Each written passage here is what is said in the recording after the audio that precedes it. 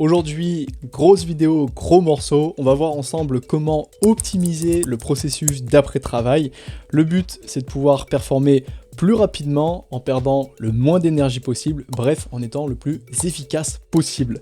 Et pour te parler de tout ça, pour illustrer tout ça, je vais alterner beaucoup mes propos entre de la théorie et des concepts, mais également surtout des cas pratiques, et un cas pratique en particulier, c'est celui que tu peux voir ici. C'est une voie que j'ai essayé de grimper cet été qui s'appelle l'écolo ordinaire, donc c'est un 8B de CEUS. Et pour te donner un peu de contexte, pour démarrer tout de suite la vidéo, l'écolo ordinaire, c'est une voie qui est une connexion entre deux autres voies. La première, c'est l'écolonette en 8A, une voie que j'avais déjà faite, qui ensuite part dans une traversée, donc qui est un petit peu retors sur des bidois et quelques réglettes, pour ensuite reprendre directement Chronique de la haine ordinaire, un 8C, juste après le premier pas de bloc qui fait la cotation 8C, donc c'est un 8A bloc, et c'est ce qui nous permet de faire un 8B quand tu links le 8A avec le 8C.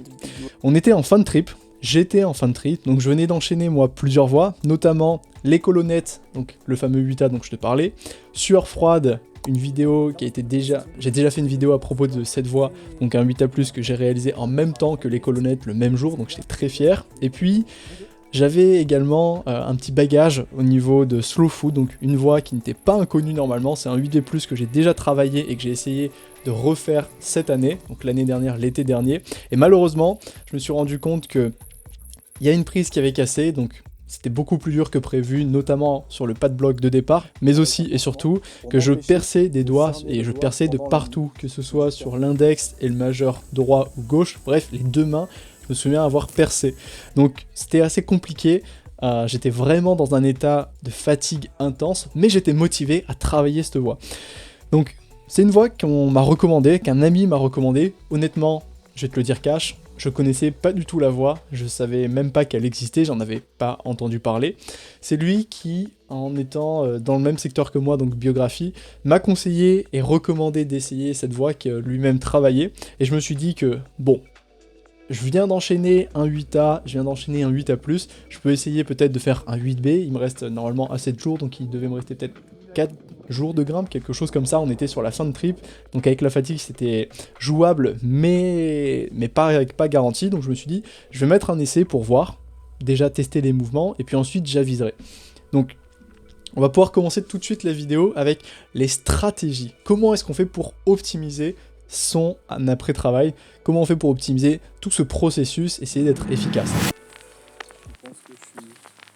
Déjà avant tout, lorsque tu commences à t'engager dans une voie, avant de grimper, il y a des choses à faire. Il faut essayer de planifier certaines choses. Quand tu commences à projeter une voie, immédiatement, tu fais une lecture au sol pour analyser ce que j'appelle les crux, les repos, mais aussi est-ce qu'il y a des besoins, des besoins particuliers. Ici, en l'occurrence, avec cette voie, on est à CEUS, il y a des colonnettes. Est-ce qu'on a besoin d'une genouillère? Si oui, est-ce que ça vaut le coup de la mettre? Est-ce qu'elle est utilisable ou pas? Est-ce que ça fait une différence? Et ça, c'est plein de petits détails que tu peux utiliser à ton avantage. Par exemple, est-ce que ça vaut le coup de strapper certains doigts pour te protéger, tu vois, sur certaines articulations? Ici, c'était le cas également. Il y avait pas mal de bidois dans la voie, et si tu protégeais pas tes doigts, c'est pas que c'était infaisable, mais tu réduisais le nombre d'essais que tu pouvais mettre. Et donc, dans une optique de travail, de calage de mouvement, c'était intéressant de commencer directement par mettre du strap au niveau de tes doigts, au niveau des articulations. Au début, tu connais pas forcément l'endroit exact qui va nécessiter d'être protégé, mais après ta première montée de travail, normalement, tu te rends compte assez rapidement de ces fameuses zones qui vont être broutées par les prises. Ensuite, tu vas essayer de chercher des méthodes. Alors, tu vas me demander et tu vas me dire comment est-ce qu'on peut trouver des méthodes alors qu'on grimpe pas dans la voie. Tu peux trouver des méthodes de plusieurs façons.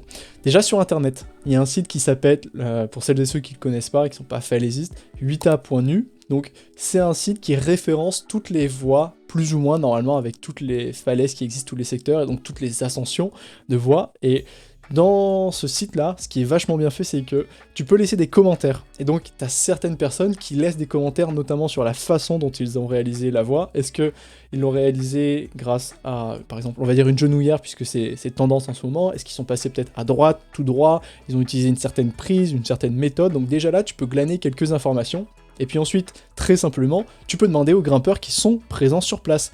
Moi, en l'occurrence, c'était le cas. J'avais quelqu'un qui travaillait les chroniques de la haine ordinaire, donc le 8C. Moi, ce qui m'intéressait, c'était évidemment la partie supérieure de la voie, c'était pas le pas de bloc.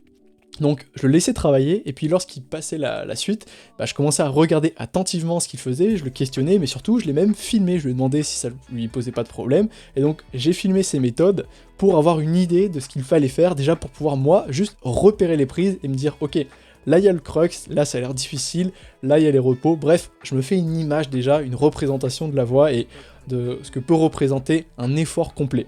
Ce qui te permet toi d'avoir déjà une stratégie d'économie. Ce que je veux dire par là, c'est avoir le plus d'informations possible avec un minimum d'effort.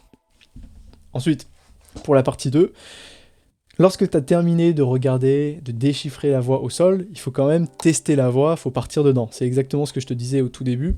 Moi, j'ai cherché à mettre un essai juste pour voir est-ce que la voie déjà est possible, est-ce que j'ai une chance de la faire dans le temps qui m'est imposé. Donc, tu vas venir essayer, tester les mouvements, et le but, lorsque tu vas venir tester ces mouvements, c'est de t'économiser toujours un maximum. Comment est-ce que tu peux t'économiser sur une première montée ? Déjà, en faisant le moins de sections possible, c'est-à-dire que tu vas décomposer la voie en plusieurs séquences de mouvements, mais des séquences très très courtes. Quand je te parle de sections, je te parle de longueur de section. Tu vas pas t'amuser à essayer d'enchaîner le plus possible, être cramé, te poser une fois, repartir dans la voie, enchaîner le plus de mouvements possible. De 1, c'est pas efficace parce qu'à chaque fois tu vas au bout de ton effort, donc en termes d'énergie, c'est pas très bon, tu vas te cramer. De 2, tu vas passer les mouvements certainement en force, donc tu n'auras pas les meilleures méthodes, ça va pas être optimisé.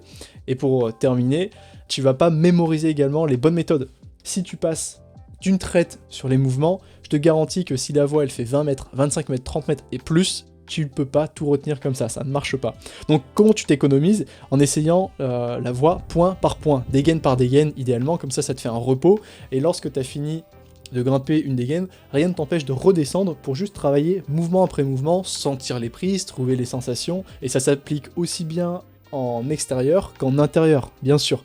Donc une fois que tu as testé chaque point, chaque dégaine, tu as déchiffré tous les mouvements. L'idée c'est d'essayer de les mémoriser. Comment tu peux les mémoriser ? Déjà, avant de repartir, comme tu es au point mort et que tu es en train de te chauffer dans les mouvements, une fois que tu as trouvé une section qui te paraît ok, et que tu te dis ok, ça je maîtrise, je comprends à peu près comment je peux passer, l'idée c'est d'essayer de revoir les mouvements et le refaire une fois en entier. Donc tu le fais une fois, tu dis ok, j'ai les mouvements, ça c'est ma main droite, ça c'est ma main gauche, j'ai repéré mes pieds, j'ai des sensations, je peux passer à la suite. Et une fois que tu es arrivé au sommet de ta voie, une autre stratégie qui peut être intéressante, parce que avant de remettre un essai ou une autre montée, il peut se passer une demi-heure, une heure ou que sais-je, c'est bien de redescendre, et lorsque tu redescends, pendant que par exemple tu es en train de brosser les prises, ça c'est important, faut pas oublier, pendant que tu rebrosses les prises, rien ne t'empêche de réessayer une section. Ça je le fais assez souvent, lorsque j'arrive au sommet de la voie, s'il y a une séquence de mouvements, en particulier peut-être, je vais dire, entre la dégaine numéro 4 et la dégaine numéro 6, et que j'ai un doute, par exemple, je sais pas si je dois prendre plutôt une inversée ou plutôt une épaule, est-ce que je dois mettre un tridoigt ou un bidoigt, eh bien, je demande à mon descendeur, à mon assureur de me descendre à la bonne hauteur, et lorsque j'arrive face au mouvement, je me mets en place, au début je me vache juste pour me reposer, je touche les prises, je regarde, et après je le refais une fois, juste pour exécuter le mouvement, pour être sûr que j'ai bien les mouvements ancrés en moi, et je les ai mémorisés, et de cette manière, ça favorise justement l'apprentissage moteur de ces mouvements. Enfin, il faut essayer de trouver et d'optimiser tes propres méthodes.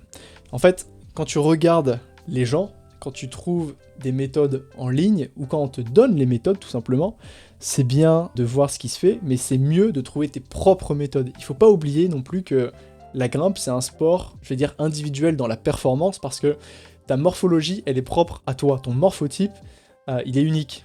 Ton centre de gravité, il n'est pas au même endroit que tout le monde. Donc si à un moment donné, quelqu'un te donne une méthode qui fonctionne bien pour lui parce qu'il rentre dans une certaine boîte, ce qui lui permet de trouver un centre, un point d'équilibre, toi, ça va peut-être pas être le cas parce que t'es peut-être plus épais, plus large, et donc tu sors de la boîte, tu vas pas pouvoir maintenir ce point d'équilibre. Et donc pour toi, il va être intéressant de chercher d'autres prises et de regarder par exemple la magnésie qui existe pour voir l'orientation des prises. Donc s'il y a des prises, comment elles sont orientées, de quelle manière il faut les tenir. Aussi, tu peux voir également toutes les prises communes utilisées, donc communément utilisées, c'est-à-dire toutes les prises qui sont globalement utilisées par l'ensemble des grimpeurs par la voie, mais rien ne t'empêche d'aller trouver des prises qui ne sont pas tickées ou qui n'ont pas de magnésie. Je parle également du pouce. Pourquoi c'est intéressant de repérer les prises de pouce, enfin les empreintes de pouce? Parce que si tu arrives à identifier le pouce, où est posé le pouce sur une prise, tu peux identifier en fait l'orientation et la façon de prendre la prise. Et ça peut être un game changer des fois sur des voies. Ça m'est déjà arrivé au Luxembourg sur une inversée. Je comprenais pas comment prendre une prise et puis finalement j'ai capté avec l'empreinte du pouce que ah oui, effectivement c'était une inversée et tout de suite ça faisait plus sens. Donc c'est bien de trouver des méthodes, c'est bien de demander des méthodes, de regarder, de se renseigner, mais c'est aussi et avant tout plus important de trouver tes propres méthodes avec ta façon de faire, ce qui te correspond, et de pas écouter forcément tout ce qui se fait à côté, parce que déjà c'est une perte de capacité, c'est important, savoir trouver ses méthodes, trouver les prises qui te correspondent, c'est une compétence à part entière, c'est quelque chose qui fait partie de la grimpe que tu dois développer. En numéro 3, lorsqu'on commence les essais, il y a un état d'esprit à avoir, je trouve que c'est quelque chose qui est vachement important pour essayer d'enchaîner rapidement. En termes de mindset, il faut essayer de rester toujours très positif. Positif parce que, on l'a vu dans l'autre vidéo, à propos de l'enchaînement flash et du après-travail, que ce soit Adam Ondra ou que ce soit Jorge Diajulo, il te parle d'être positif parce que le après-travail c'est un processus, c'est pas quelque chose que tu vas réussir sur du court terme, sinon c'est pas un projet, c'est un mini-projet. Après, ça dépend ce que tu entends par projet, mais on va dire que tu as les petits projets de quelques essais, les moyens projets de quelques séances, et puis tu as les gros projets qui vont te demander plusieurs séances, mois, voire années de travail, et là, on est sur un tout autre type d'échelle. Moi, j'étais sur ce qu'on pourrait appeler un projet moyen, qui va me demander quelques séances, donc quelques jours, ça correspondait parfaitement à mes contraintes temporelles, et donc j'essayais d'être positif en me disant, c'est dans mes capacités, je peux le faire. En fait, dès la première montée, j'avais tous les mouvements, donc je savais très bien que c'était possible. Ce qu'il me fallait maintenant, c'était d'optimiser, si tu veux, les mouvements, d'optimiser les sections, les repos, pour pouvoir aligner tous les mouvements ensemble d'une traite, et pouvoir enchaîner la voie dans ce temps contraint, malgré mon état de forme qui était pas énorme, malgré, donc je disais, la fatigue, et forcément cette contrainte de temps, parce que la fenêtre, elle devient de plus en plus petite. Si jamais, au début, j'avais le temps, plus j'avançais vers la fin, plus je me disais, tu sais, il y a un peu comme la pression du chrono en te disant, il faut que t'enchaînes, il faut que t'enchaînes, il faut que t'enchaînes, dépêche-toi. J'espère que ça me prendra pas trop de temps non plus, mais bon, je suis sûr que ça peut en prendre pas mal. Et rajouter le pas de bloc en 8B, qui rajoute finalement 2 mètres, mais un beau pas de bloc quand même. Et plus tu penses à ça, plus tu stresses, plus tu te forces à mettre des essais rapidement, ce qui est une erreur, t'as besoin de repos, mais en même temps tu te dis que si tu prends plus de repos, bah, tu vas enchaîner moins rapidement parce que tu mets moins d'essais. Bref, c'est un cercle vicieux, il faut faire très attention à ça. Ensuite, lorsque tu mets tes chaussons, juste avant de partir, il faut être capable de switcher mentalement entre le on et le off. Quand je dis le mode on-off, c'est le mode combat. Ce mode combat, c'est pouvoir croire en toi-même. C'est avoir l'audace, je dirais l'audace, c'est plutôt la confiance en soi nécessaire de se dire « je vais y arriver ».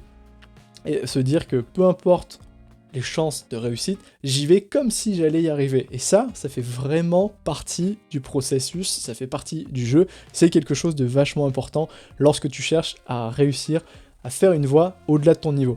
Ça m'est arrivé il y a vraiment pas longtemps, je ferai une vidéo là-dessus. J'ai enchaîné tout récemment un projet qu'il y avait dans mon club, donc j'en ai parlé également. C'est un 8B blanc, donc qui m'a demandé à peu près 10 essais de qualité, ou 10 essais où je venais vraiment pour enchaîner, et lorsque j'ai fait cette voie, putain, mais je me suis transcendé, mentalement parlant, j'ai donné, je suis allé chercher loin, j'ai jamais douté, et je me suis jamais dit que je n'allais pas faire, j'ai fait en étant à ma limite, franchement j'ai cru que j'allais tomber, et pourtant j'ai fait parce que j'avais cette conviction que coûte que coûte, ça devait faire, ça pouvait faire, même si j'étais sur la ligne, tu vois, j'étais à ça de tomber, mais c'est pas grave, j'ai tout donné, et finalement, bah, ça a fait, ça m'a permis de réaliser la voie en 10 essais, et peut-être pas 15. Donc, mode combat, vachement important. Il faut savoir switcher de « oh, je suis pas bien » ou « c'est difficile, c'est un peu rude l'escalade, tu vois, on a froid, on est fatigué » à « ok, maintenant je viens faire mon essai, je viens pour performer, je suis là pour donner tout ce que j'ai, et ne pas regretter mon essai. » Parce que ce qu'on ne dit pas, c'est que quand t'es en falaise, ou quand t'es en extérieur, quand tu mets un essai après travail sur une voie qui est assez longue, 3, 4, 5 minutes plus, eh bien, le temps de récupération, il est forcément beaucoup plus long. C'est pas la même chose lorsque tu fais une voie qui est très courte, avec un effort de 30 secondes, 1 minute, parce qu'il n'y a qu'un seul crux, versus une voie qui est beaucoup plus longue, donc comme je le disais 5 minutes et peut-être plus, parce que tu as besoin de récupérer totalement. Et donc, si tu ne réussis pas à récupérer et que tu te précipites, eh bien, t'es reparti pour un essai. Et ça peut être vachement frustrant, tout simplement parce que t'étais pas dedans, et ça m'est arrivé dans Slow Food plusieurs fois, donc le 8B+, je prenais 1 heure de repos, je partais dans la voie, et parce que j'étais pas concentré, parce que je donnais pas tout ce que j'avais, je prenais une chute au début de la voie, mais puisque le pas de bloc était dès le début de la voie, ben finalement, ça me pompait une énergie juste dingue, une énergie folle, et j'étais reparti pour 20 minutes de pause, et ça me frustrait, tu n'imagines pas à quel point. Donc fais attention à ça, prends les repos nécessaires, mais surtout quand tu pars en mode guerrier, en mode combat, donne tout ce que tu as pour essayer de faire des essais de qualité. Chaque essai doit compter. Le problème avec tout ça, c'est que malgré mes essais de qualité, au bout d'un moment, ben, je chutais toujours au même endroit. Quoi que je fasse, je n'arrivais pas à aller plus haut. J'arrivais sur cette fameuse colonnette, donc il me restait à chaque fois 2 dégâts de mémoire, c'est à peu près ça. Donc j'avais un repos. Si tu veux, il y avait plusieurs passages un peu difficiles. Il y avait un premier passage, donc la traversée à bien négocier, ça c'était plus de la sensation. Ensuite, il y avait un passage avec un bidon à sniper qui était pas trop dur physiquement, mais qui était difficile à avoir dans la précision. Donc des fois, au début, lorsque je travaillais la voie, c'était pas évident, c'était pas un mouvement que je validais à 100%, puis après, à force, tu entraînes ta coordination musculaire, et les mouvements ne te posent plus de problème. Mais par contre, je commençais à atteindre ma limite physiologique. Physiologiquement parlant, je daubais en fait. Et malgré le repos qui était un peu précaire, donc faut imaginer un tridoigt en biphalange et un bidoigt biphalange que tu alternes comme ça, constamment, eh bien il faut essayer de récupérer lorsque tu es daubé pour enchaîner la section de fin, qui est peut-être de 10 mouvements, un grand maximum, mais c'était juste 2-3 mouvements trop longs pour pouvoir moi me permettre d'enchaîner. Donc lorsque j'arrivais sur une colonnette, à un moment il y avait une pince à avoir, et j'avais pas la force de tenir cette pince, et donc j'ai dû tomber 1 fois, 2 fois, 3 fois, 4 fois, 5 fois, 6 fois, bref, je tombais un paquet de fois, honnêtement facile, 6 fois, 8 fois sur le même mouvement, et j'arrivais plus à avancer. Et c'est là où je me suis dit, bon, ça va pas, je dois changer quelque chose, j'ai besoin d'une solution. Et là je vais te parler des stratégies que tu peux mettre en place pour travailler efficacement lorsque tu fais face à ce genre de problème. En numéro 1, il faut essayer de travailler ta voix différemment. Lorsque tu cherches à mettre des essais du début jusqu'au relais et que tu tombes constamment sur le même point, au même mouvement, c'est qu'il y a quelque chose à changer. Tu peux notamment essayer de faire des connexions différentes. Lorsque tu as tous les mouvements et que tu as fait peut-être section par section, ce qui est intéressant, c'est déjà d'être capable de grimper de ton crux, donc le passage le plus difficile de ta voix, jusqu'au relais. Une fois que tu es capable de faire crux-relais, ben tu essayes de faire l'inverse, c'est-à-dire grimper du début de ta voix jusqu'au crux. Et déjà là, si tu arrives à faire début, crux, pause, crux, fin, relais, tu sais que tu es sur une bonne base, tu es déjà bien parti. Ensuite, quand tu as réussi à faire ces 2 séquences-là, donc ces grandes séquences, et que tu as divisé finalement en 2 parties ta voix, l'idée c'est d'essayer de démarrer la voix de plus en plus bas. Donc, on vient de dire début, relais, ça c'est ce qu'on cherche à faire sur un essai. Tu as réussi à faire début, crux, relais, bah maintenant que tu as fait crux, relais, tu vas simplement faire crux moins 1 mouvement, relais, crux moins 2 mouvements, relais. Ou après, si tu veux être un petit peu plus efficace, tu prends simplement ton crux, tu arrives au repos juste avant le crux, et tu arrives au relais. Et ça, c'est ce que j'ai essayé de faire par exemple. Donc je démarrais un peu plus bas, il y avait un bon repos, une section rési assez difficile, crux, puis le relais. Et ça, j'ai réussi à le faire pas mal de fois, donc j'étais content, et c'est une stratégie qui m'a permis de débloquer pas mal d'endurance, parce que tu travailles ton endurance spécifiquement dans la voie, et puis toi-même, tu prends de plus en plus confiance, parce que lorsque tu fais ton essai du coup, du début de la voie, et que tu arrives sur cette séquence que tu as déjà enchaînée, en partant du même endroit, par exemple au repos, tu te dis, bon bah là, moi j'ai déjà été capable d'enchaîner du repos, ce repos-là, jusqu'au relais. Tu sais que tu en es capable, et donc ça te donne un boost de confiance en toi qui est non négligeable, c'est vachement important, le mindset pour pouvoir enchaîner la voie. Ensuite, deuxième stratégie, il faut essayer de revoir ces méthodes. Si tu n'y arrives pas, en fait, c'est forcément qu'il y a quelque chose à changer. Soit la voie est trop dure, mais normalement, tu t'en es rendu compte très rapidement. Si tu la travailles, c'est qu'il y a une chance de faire dans le temps que tu t'es imposé. Donc, tant que tu n'es pas sûr à 100%, c'est qu'il y a toujours quelque chose à améliorer dans tes placements. Lorsque tu passes des mouvements, Combien de fois, en fait, tu passes tout simplement parce que tu as la marge physique? Pose-toi sincèrement la question. Si tu grimpes par exemple dans du 6B, du 6C, combien de fois tu grimpes du 5A, du 5B, du 5C, juste parce que tu fais le mouvement, enfin tu fais le mouvement juste parce que tu as la marge physique, et non pas parce que tu as optimisé le placement. Faut essayer des fois de se mettre à la place de quelqu'un qui a aucune marge physique, et de te dire comment est-ce que je peux faire le mouvement de la manière la plus simple et la plus fluide possible. C'est un petit peu le but du jeu lorsque tu recherches de nouvelles méthodes. Quand tu fais un mouvement, demande-toi est-ce que tu ne peux pas l'optimiser, est-ce que tu peux pas trouver un placement. Donc des fois c'est pas grand chose, hein, c'est juste un changement de pied, l'angle de ta main, l'angle de ton bassin, le positionnement de ton bassin, de tes épaules, ça peut faire la différence.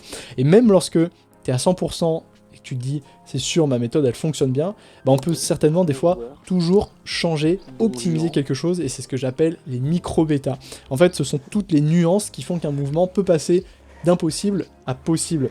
C'est se dire, ah finalement, si j'envoie mon pied droit sur cette petite prise et que je fais une lolotte, ça peut me permettre de faire un mouvement. Et bien, tous ces petits placements de nuances, c'est ce que je te disais tout à l'heure, lorsque on a des gabarits différents, on a des centres de gravité, des points d'équilibre différents, et ces petits changements, ces petites nuances de placement, de mouvement, ça fait la différence, et c'est ce qui fait également la richesse de l'escalade. En numéro 3, on a la gestion du rythme.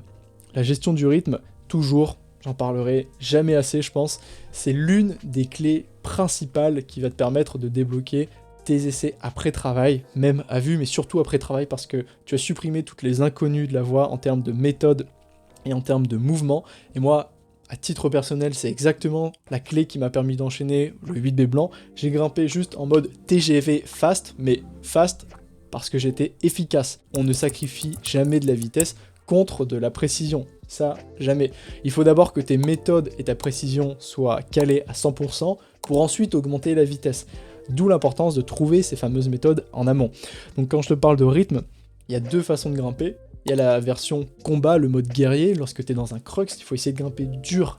Lorsque c'est difficile, il faut grimper rapidement pour t'éviter de rester trop longtemps dans cette zone rouge. Et lorsque tu es sur une récupération, sur un repos, c'est là où tu viens de calmer. Et tout ça, ça passe par le souffle, ça passe par la respiration. La respiration, c'est également un élément moteur de ta grimpe qui va te permettre de jouer et de jauger justement ce rythme.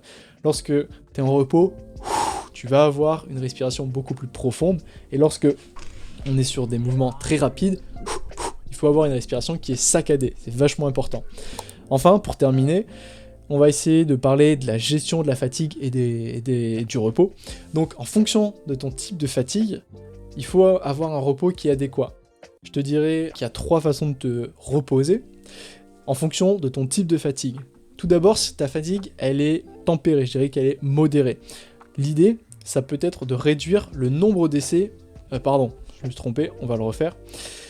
Lorsque ta fatigue est légère, je vais le mettre ici, l'idée, ça peut être de prendre des repos qui sont plus longs. Parce qu'il y a beaucoup de personnes qui enchaînent en fait les voies un peu trop rapidement. Et que ce soit en voie ou en bloc, beaucoup de personnes ne prennent pas assez de repos. Ils prennent simplement peut-être 20 minutes, 30 minutes par essai, ce qui peut paraître énorme. Mais en fait, c'est pas assez. Ça ne te permet pas de récupérer totalement. Quand tu es en falaise ou lorsque tu fais des essais de qualité et que tu travailles à ton maximum, tu peux largement prendre 45 minutes à 1 heure de repos entre tes essais. Et oui, 45 minutes à 1 heure de repos, et je t'assure que c'est pas de trop. Si tu travailles à haute intensité, à ton max, tu vois de quoi je parle. Maintenant, si la fatigue est tempérée, modérée, ce que tu peux faire, c'est essayer de réduire le nombre d'essais que tu fais par jour.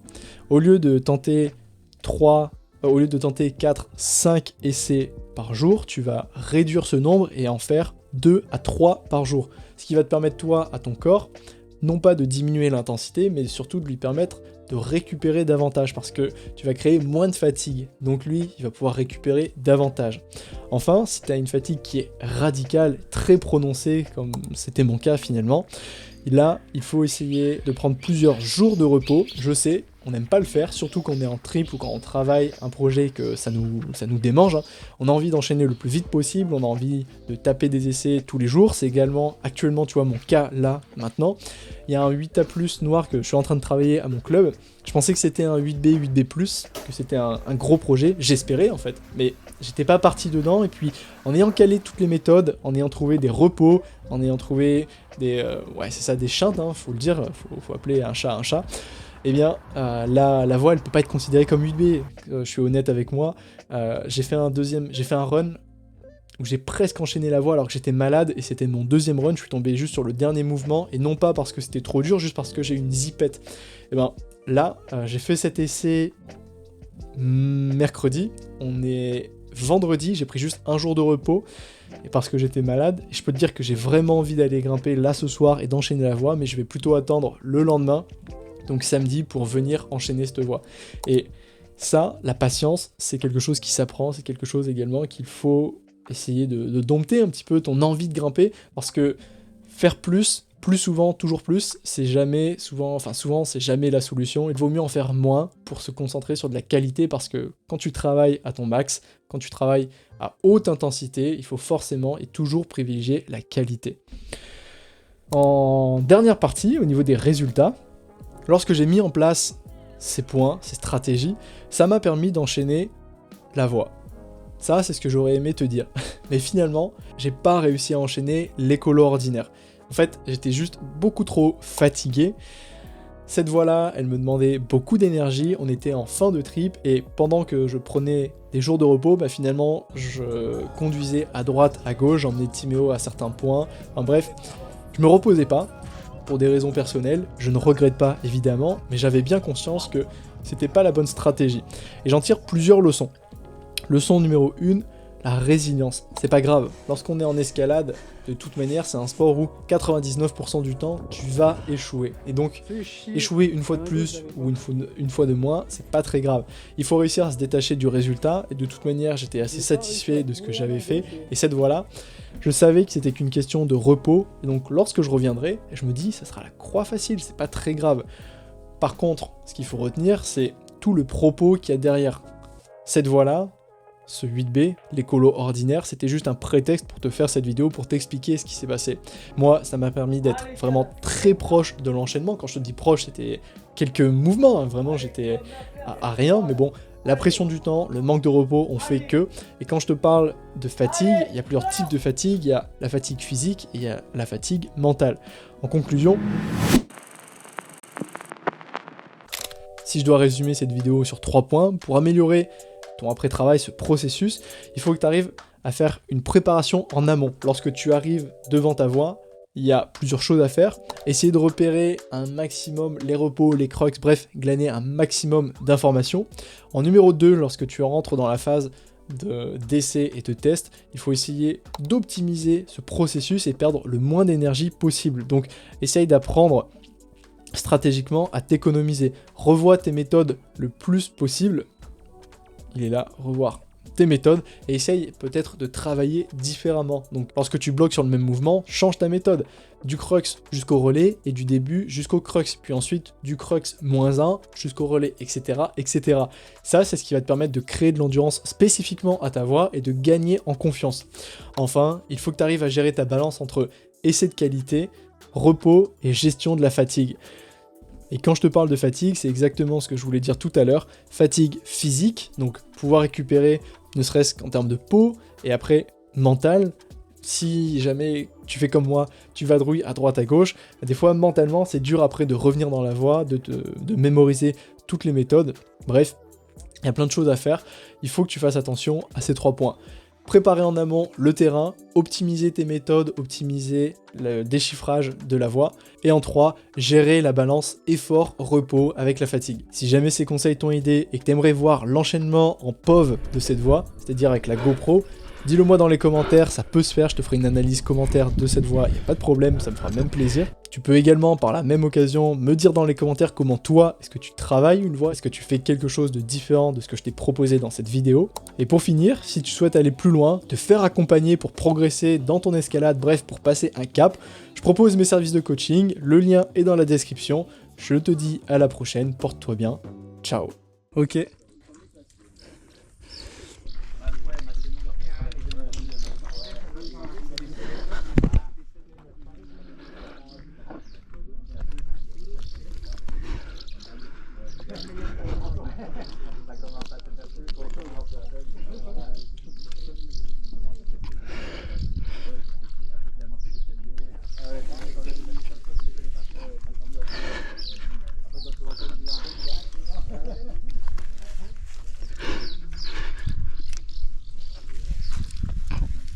Ah, ok.